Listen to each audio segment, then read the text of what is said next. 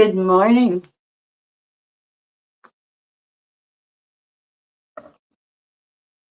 Good morning, everybody. Good morning from sunny Baltimore, Maryland, on the east coast of the United States of America. My name is Sharon Schultz, and I am known as the Bay Lady on the virtual tour circuit.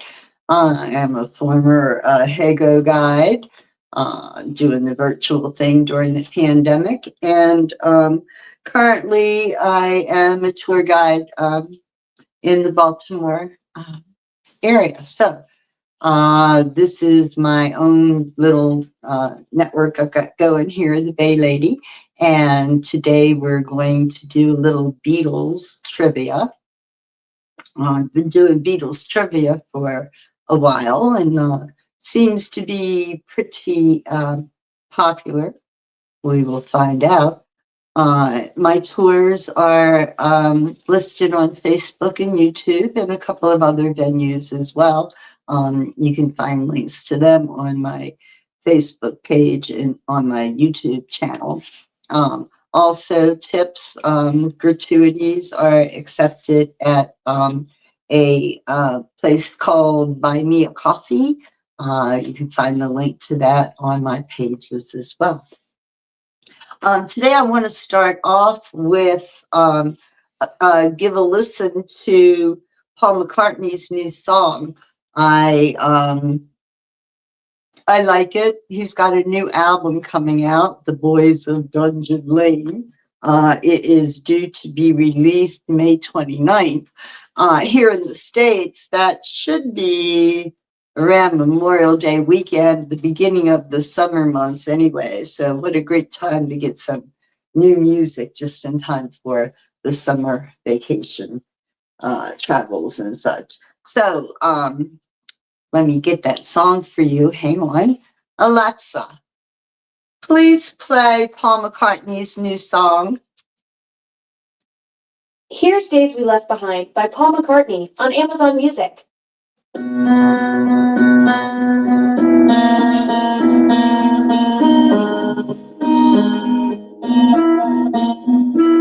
Looking back at white and black, reminders of my past. Smoky bars and cheap guitars, but nothing built to last. Nothing ever stays, nothing comes to mind. No one can erase the days we left behind.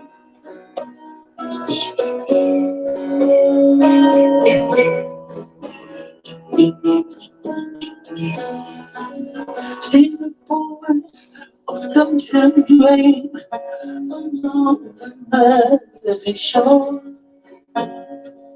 Some of them will feel the pain, but some were meant for more. And nothing stays the same.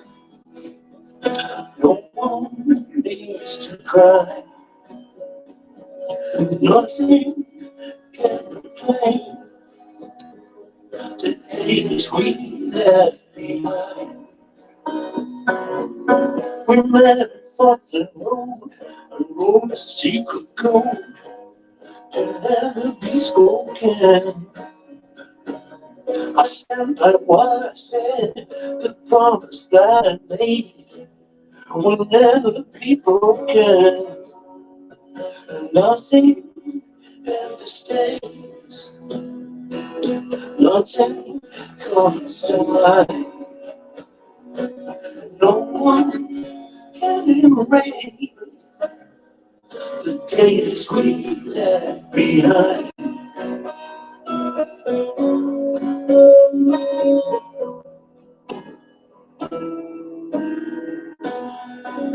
In the skies, the skylarks rise above the sounds of war.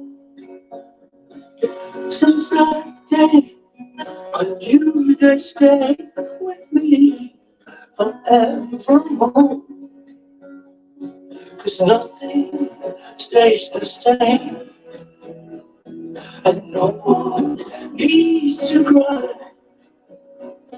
and no one is to blame for the days we left behind, the days we left behind.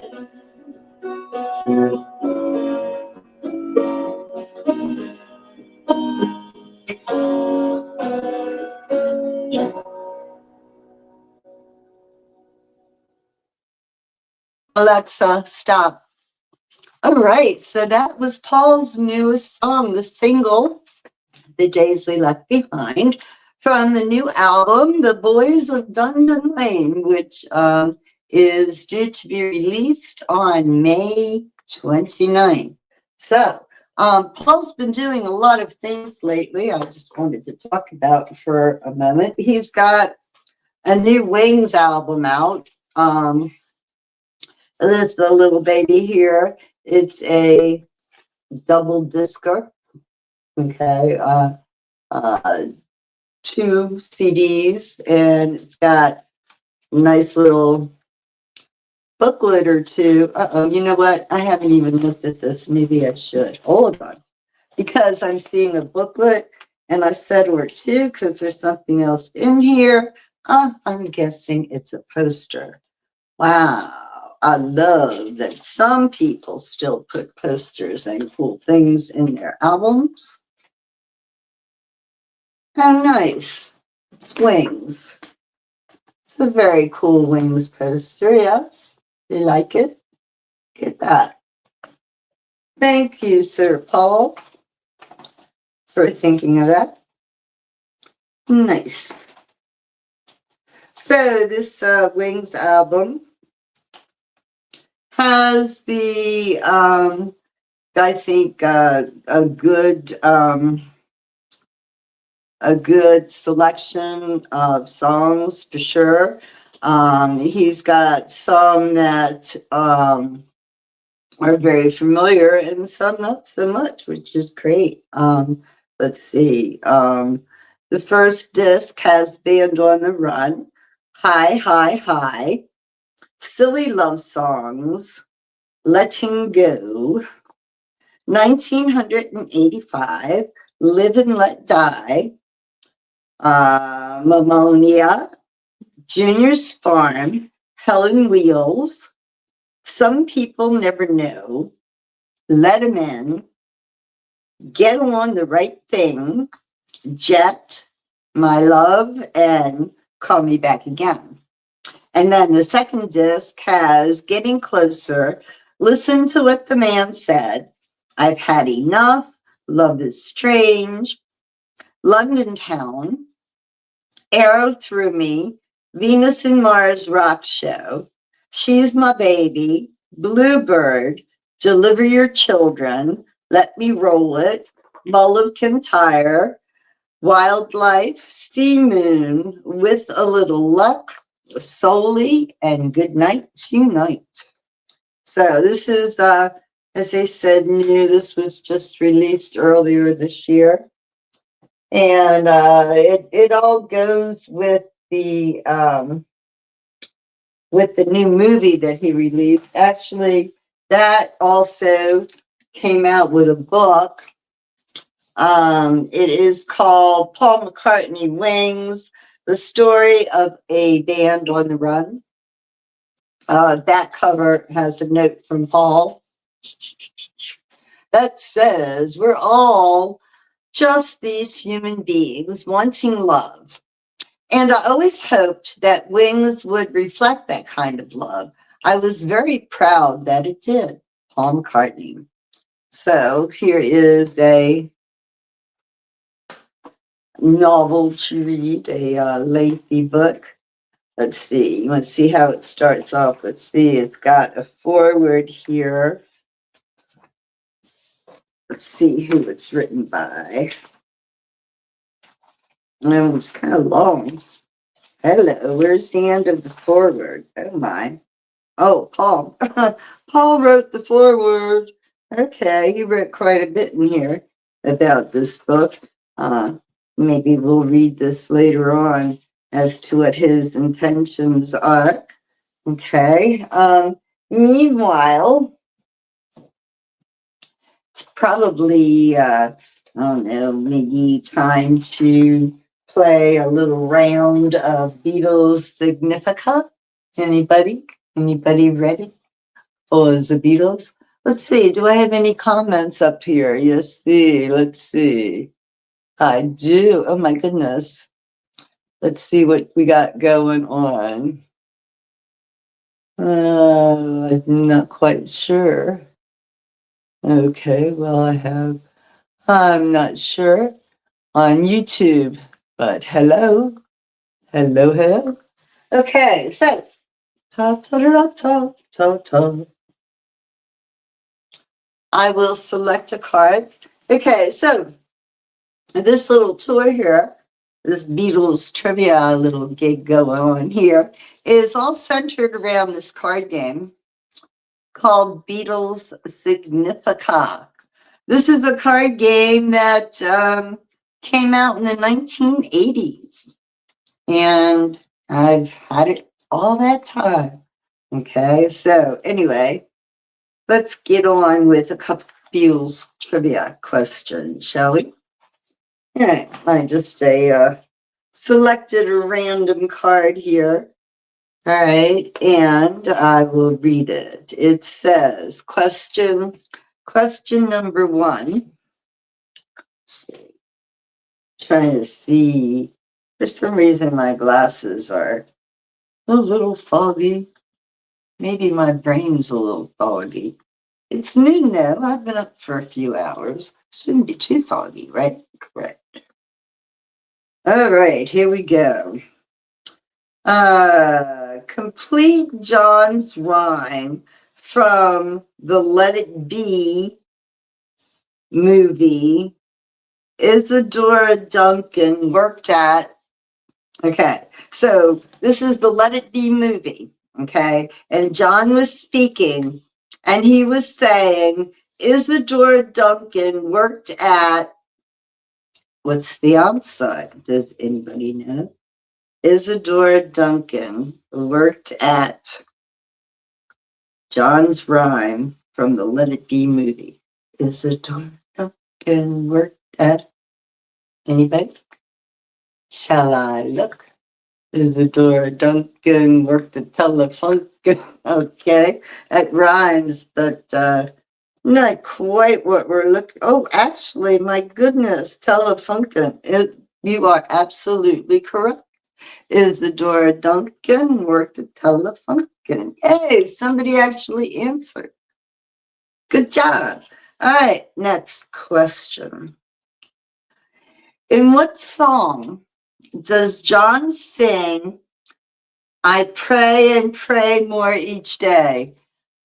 In what song does John sing, I pray and pray more each day? Oh my goodness, it's on the tip of my tongue. Pray and pray more each day. I know what it is. I know. In what song does John sing, I pray and pray more each day? Anyone? Tick tock, tick tock, tick tock, tick tock. I'm going to guess and say Mr. Moonlight, right? Because I believe this is a song. It goes, I pray and pray more each day because we love you, Mr. Moonlight. All right, let's find out. Ha! Mr. Moonlight is the correct answer. Mr. Moonlight. All right, we got it. Okay, next question. George Martin, at the Beatles' first recording session, said, if there's anything you don't like, tell me. George Harrison said, well, for a start, I don't like your. Okay, all right, let me read that again. George Martin was at the Beatles' first recording session, and he said to the Beatles, if there's anything you don't like, let me know. So George Harrison pipes up and says, well, for a start, I don't like your. What did he say? Well, for a start, I don't like your. What? Tick-a-tock, tick-a-tock. Shall we find out? Well, for a start, I don't like your tie. George said tie. I don't like your tie. Well, that was pretty Beatles-ish. Okay, next question. Okay, the organ-like keyboard instrument with metal reeds heard, for example, on the word and we can work it out is called what? These questions are arranged weirdly. Okay, so here it says the organ-like instrument that the organ-like instrument with metal reeds that was used on the word and we can work it out is called what? What is the name of the instrument that was used on we can work it out and on the word that looks like an organ and has tall reeds? It's probably something really simple, right? Harmonium. Let's find out. Oh my gosh, you're good. Harmonium it is. Woohoo.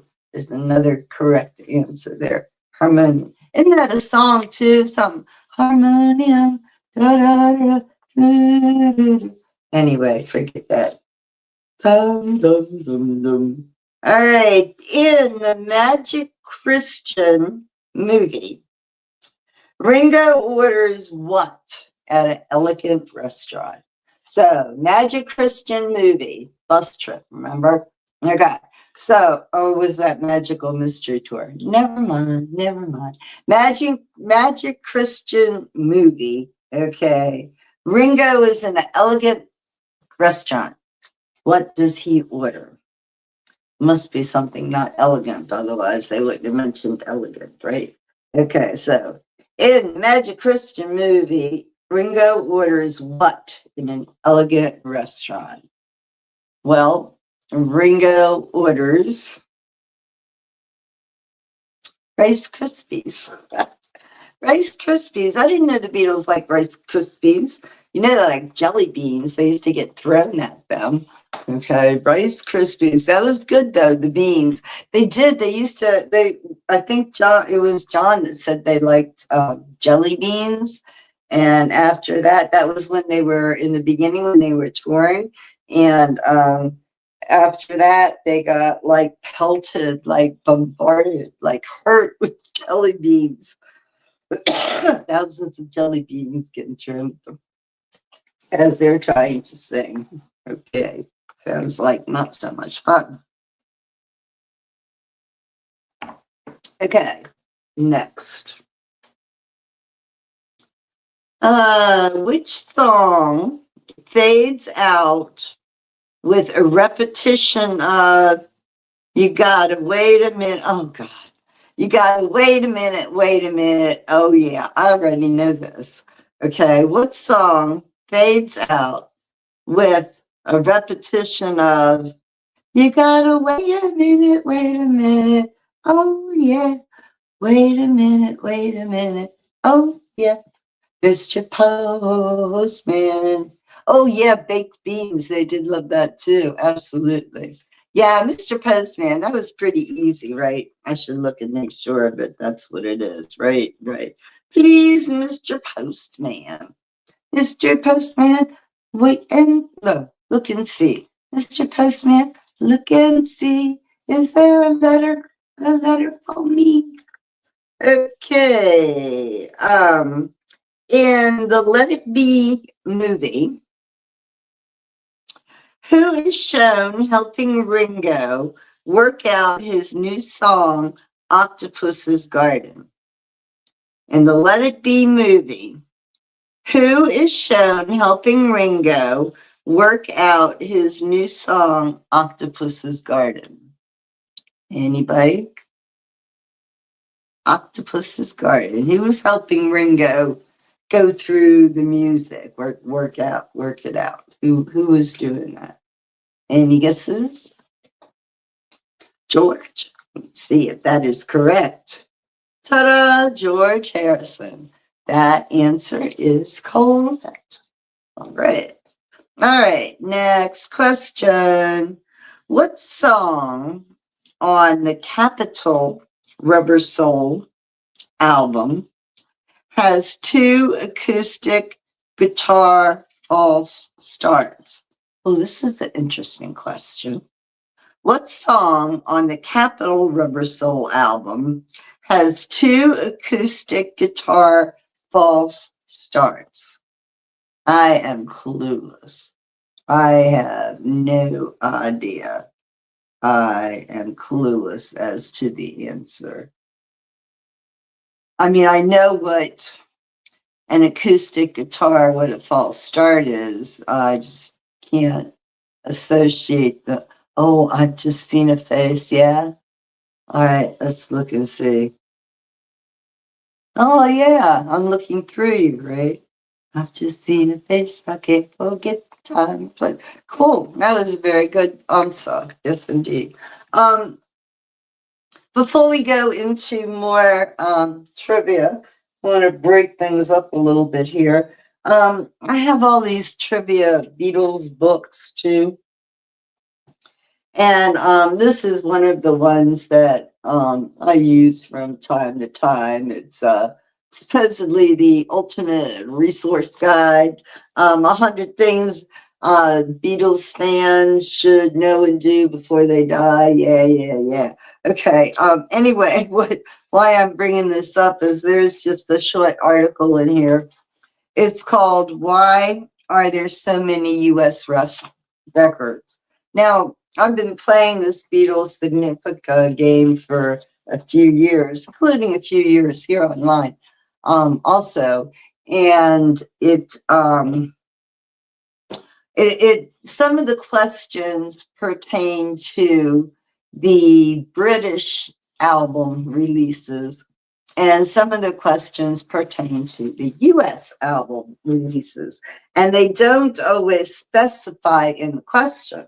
Now, the problem is that for some reason, they thought that the U.S. market was had enough differences from the European market that they made the albums different specifically to the market.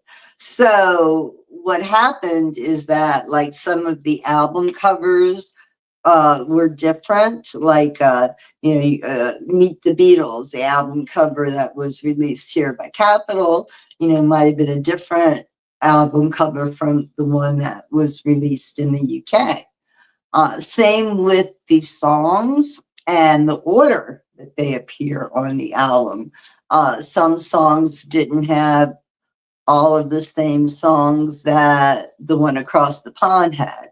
So they kind of went back and forth. So this article I wanted to read, it is "Why Are There So Many U.S. Records?" So apparently there's more. They even released more here than they did in the UK, which is kind of surprising. So why are there so many U.S. records? With both "I Want to Hold Your Hand" and "Meet the Beatles" setting sales records, 1964 in particular saw innumerable Beatle records flooding the U.S. market. 20 singles and 15 albums, in contrast to the 4 singles and 3 albums that were released in the UK. That's quite a difference. The U.S. records were released on a variety of different labels, including not only Capitol, VJ, and Swan, but also United Artists, which did the Hard Day's Night soundtrack, and MGM and Arco. both of whom released records of the Beatles' backing guitarist Tony Sheridan, as recorded in 1961-62 over in Germany. The core Beatles catalog also differed between the UK and the US. In the UK, there were 12 main albums on Parlophone. Please Please Me, With the Beatles, A Hard Day's Night, Beatles for Sale, Help, Rubber Soul, Revolver, Sgt. Pepper's Lonely Hearts Club Band, The Beatles, Yellow Submarine, Abbey Road, and Let It Be. In the US, there were 18 main albums on Capitol Records. Meet the Beatles' second album, A Hard Day's Night, Something New, Beatles 65, The Early Beatles, Beatles 6, Help, Rubber Soul, Yesterday and Today, Revolver, Sgt. Pepper's Lonely Hearts Club Band, Magical Mystery Tour, The Beatles, Yellow Submarine, Abbey Road, Hey Jude, and Let It Be. Why the difference when the albums featured most of the same songs? For one thing, Beatle albums in the US had fewer songs on them, in part because of the way the royalties were calculated. Just 12, in contrast to the 14 songs on the UK albums. And while US singles always appeared on US albums, such was not the case in the UK, where there were 31 songs that only appeared as singles or extended plays, which was a 7-inch record with 4 songs, and not on the main albums. US A Hard Day's Night and Help albums also included instrumental tracks that were drawn from the film scores that didn't appear on their UK counterparts. The Beatles weren't happy about having their albums broken up, since they put a great deal of time in preparing the running order of their UK albums. The early US releases also sounded different. Capitol's Dave Dexter adding echo to various tracks. And while the cover of Meet the Beatles used the same artwork as the UK album with the Beatles, most of the US albums had different cover art. US and UK albums finally began matching up, starting with the cover of Rubber Soul. But it wasn't until the release of Sgt. Pepper that the Beatles had sufficient creative control to insist the US and UK albums feature exactly the same tracks. When the Beatles albums were first released on CD in 1987, it was decided that the UK albums would become the standard catalog, with one exception. In the UK, the soundtrack for the Magical Mystery Tour album had been released in a 2 extended play set, complete with a booklet telling the film's story. In the US, the EP format was no longer in use. So these songs were put on an album rounded out by the other singles the Beatles had released that year. Penny Lane, Strawberry Fields, All You Need Is Love, Baby You're a Rich Man, Hello Goodbye, I Am the Walrus. There were also 2 new albums created, Past Masters Volume 1 and Past Masters Volume 2, which contains all the songs that had not appeared on a UK album. When the Beatles catalog was reissued on CD in 2009, The two volumes were combined in one set, simply called Past Matters. Unlike fans in other countries where different variations of Beatle albums also appeared, American fans remained particularly, some might say peculiarly, nostalgic for the Beatles' American albums. 8 of them eventually released on CD in the box sets, the Capitol Albums Volume 1 and 2, which were released in 2004 and 2006, respectively. Volume 1 featured Meet the Beatles' second album, Something New, and Beatles 65. Volume 2 contained the early Beatles 6, Help, and Rubber Soul, with all tracks presented in mono and stereo mixes.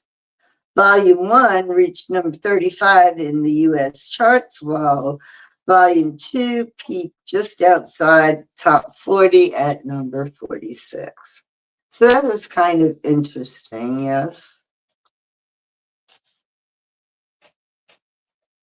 Okay.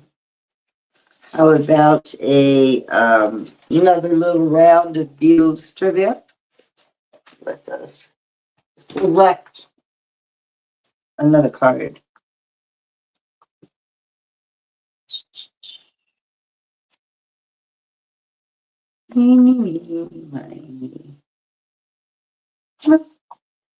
Okay.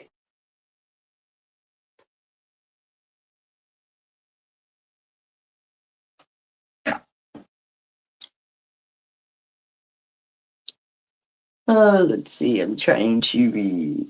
All right. Okay. Question. What generally happened when the Beatles played Holly Gully in Liverpool ballrooms? Okay, what generally happened when the Beatles played Holly Gully in Liverpool ballrooms? What happened when they played Holly Gully? I don't know. Did people dance? They sang along? What happened? We'll find out. What happened was, oh my goodness, fights broke out. That's not fun. What happened to dancing? I liked my answer better. Fights broke out when the Beatles played Holly Gully. I don't know what Holly Gully is. I guess that must be the problem. I'm thinking of Wooly Bully by what was it? I forget. Anyway, never mind. Next question. What a bluesy Carl Perkins number was popular with Liverpool drummers? Both Pete Best and Ringo sang it with the Beatles. So what bluesy Carl Perkins number was popular among the Liverpool drummers? Anybody?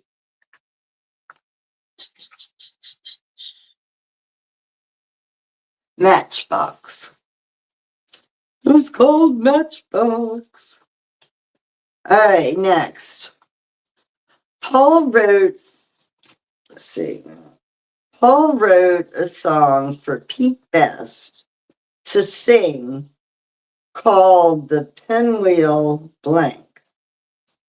Paul took over drums while Pete did his chubby checker routine. Okay, so Paul wrote a song for Pete Best that was called The Pinwheel Blank. Okay. And it took over the drums, and he took over the drums with his chubby checker routine. All right, not quite sure. Let's see. Better go right to twist. The twist. Oh God, that's right. Didn't Chubby Checker invent the twist? Come on, baby, let's do the twist. Honey, don't. I like that song. The twist is the answer. All right, next question. Fill in the song title I hear that love is planned. How can I understand when someone says it to me? Fill in the song title. What about the blank? Fill in the song title. Okay. And this is the line in the song. I hear that love is planned. How can I understand when someone says it to me? And the song title is I Don't Want to See You Again. That's the song title. I Don't Want to See You Again. Okay, next question. Who did some of the filming for Magical Mystery Tour and was credited as the director of photography? Who did some of the filming for Magical Mystery Tour and was credited as being the director of photography? Who could have done that? Ringo, maybe? Ringo have a camera? John had a camera, but I don't think he would be as serious about it. Let's find out who was the director of photography. Ringo, I was right. It says Richard Starkey, MBE. Richard Starkey, member of the British Empire. Okay, next question. Who originally wrote and recorded When I Get Home? Who originally wrote and recorded When I Get Home? I don't recall a song called When I Get Home. I recall lines and songs about when I get home. But other than that, no cigars. So, who originally wrote and recorded When I Get Home? I'm going to say John.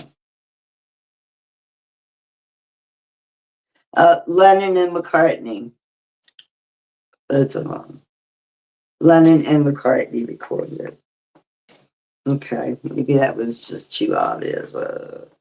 Okay, on March 24th, 1962. March 24th, 1962. At Barronstown Women's Institute. What was different about the Beatles show? Oh my gosh. On March 24th, 1962, at Barronstown Women's Institute, what was different about the Beatles show? Oh my goodness. They wore suits for the first time. That's funny. Which song was Lennon and McCartney? It When I Get Home. When I Get Home was recorded by Lennon and McCartney, written and recorded by Lennon and McCartney. Okay, last question here. Identify the song Baby, Now You're Moving Way Too Fast. Identify the song Baby, Now You're Moving Way Too Fast. What song does that line come from? Baby, now you're moving way too fast. So the line sounds familiar. I can't recall the name of the song, of course. But I'll venture to say it's one of the earlier Beatles songs. You're moving way too fast. It's got to be one of the earlier rock and roll songs, yeah? Baby, now you're moving way too fast. Okay, let's see. Slow down. It's from the song Slow Down. Slow down, baby. That was so easy. It would have punched me in the nose had I caught it, but it did not. Okay, well. Anywho, all right, well, my friends, one more little thing. I'm gonna put these little trivia cards away. So you can play trivia games, and we can trade trivia as well. Another little article, a shorter one than the last, that I wanted to read to you about the Beatles songs, where I was reading about why there were so many U.S. records versus British records. And see, I learned something today too, that English album has 14 songs and an American album has 12. So that would definitely cause some differences. Okay, this is from the book 100 Things That Beatles fans should know and do before they die. This is the documentary album. The Beatles story was one of the oldest Beatle records ever released during the 60s. It had no involvement from the Beatles, though two of the Beach Boys songwriters, Roger Christian and Gary Usher, worked on the project as producers, writers, and in Christian's case, one of the album's narrators. The album cover described the two LP set as a narrative and musical biography of Beatlemania. A narrative and musical biography of Beatlemania. Over the four sides, the Beatles story is related via song excerpts, sound bites from press conferences, into instrumental versions of Beatles songs, and Hokey Marathon. Prose like Lady Luck would be Beatle number 5, and with the brilliant guiding hand of young Brian Epstein as their manager, the Beatles would soon lift off the Liverpool launch pad with enough force to put the entire music world into orbit. It makes the writing for the fan book, The True Story of the Beatles, seem like the height of sophistication in comparison. Each Beatle is described in turn. George is an interesting combination of beat and blasé, but takes his music seriously. James Paul McCartney, the baby-faced Beatle, an extremely handsome fellow. And the record was also the first to feature a live Beatles song, an excerpt of Twist and Shout from the 1964 Hollywood Bowl show. The Beatles story was released on November 23rd, 1964, and made it to number 7, but sold the least of any Capitol Beatles albums in the 60s. It has never been released on CD. So there you have it, my friends. That is the end of our Beatles Significa session today. I will get another date, another Wednesday coming up, posted on the books. You can find it on YouTube or Facebook and a variety of places. But if you find my pages, Sharon Schultz, the Bay Lady, you have everything you need. So until then, take care. And don't forget, I love coffee. Please buy me a coffee. Thanks. Bye.